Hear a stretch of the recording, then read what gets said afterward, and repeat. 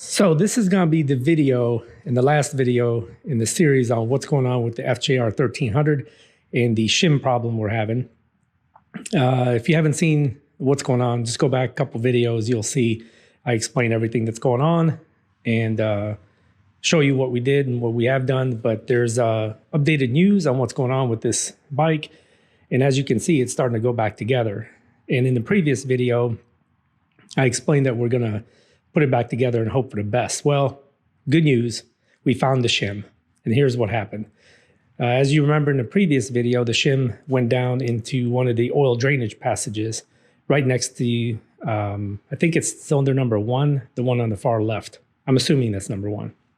Anyway, it went down into the oil drainage passage and we took the oil pan off and the shim didn't come out. We couldn't find it. And we've tried everything, air, mineral spirits, cameras, scopes, magnets, everything to try to find the shim. Well, it's not there.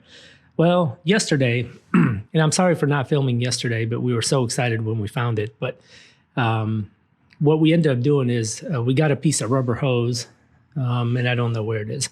Anyway, we took a small piece of rubber hose and stuck it down that oil drain passage. And we put the air gun in the other end and blew air down into that passage. Well, nothing happened. And we were looking down here and the shim was nowhere to be found. Well, before we put the oil pan on, I have a short stubby air gun, like an air blower, and it's got a real short end on it. Well, we stuck it up in there and we started spraying air all around. And a couple seconds of just blasting air up in there, the shim falls out and lands on this this green rag that we had laid out underneath. It just comes out and lands on it. So we were so excited we found it, and that the FJR is not going to have permanent engine damage or anything like that. So again, I'm sorry for not filming it yesterday. My total intention was to do so, but during the excitement and everything and trying to get this thing buttoned up, we just forgot to film. And that's that. And today was supposed to be like 60-some degrees and sunny.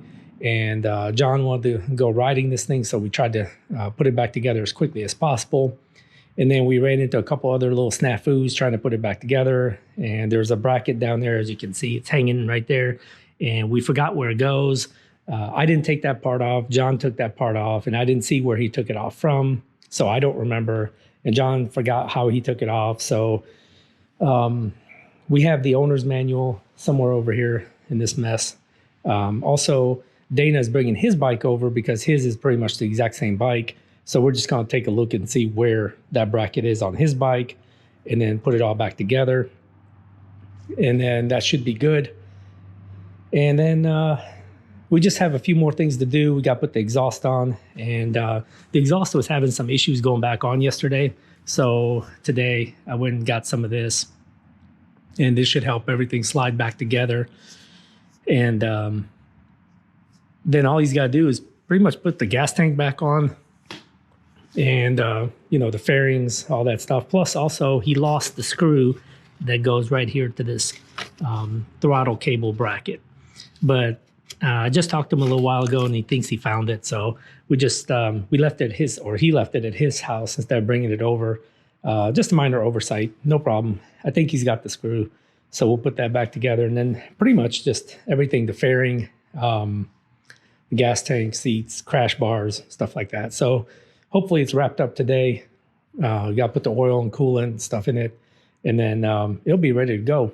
And then the next nice day, we'll go ride. Of course, today was supposed to be nice, but as it turns out, it's cloudy and still misting rain. So there's that. But anyway, so that's the story on the bike. The good news is we found the shim, and it's going to go back together, and no severe damage for the FJR.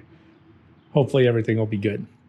Anyway, so that's the end of that story. And by the way, to those of you wondering where the shim was, well, we have no damn clue. All I know is it came flying out the bottom when we sprayed air. So I really don't care where it was. The major thing is we found it, and no damage, or the bike's not going to have internal damage, because we were getting really nervous for a while. Anyway, that's the story of the FJR. And if you want to see more, like and subscribe to the video, and you'll see this bike very soon. out on the road and rides. And as far as the SV650, next video coming up. Anyway, thanks for watching, and we'll see you on the next video.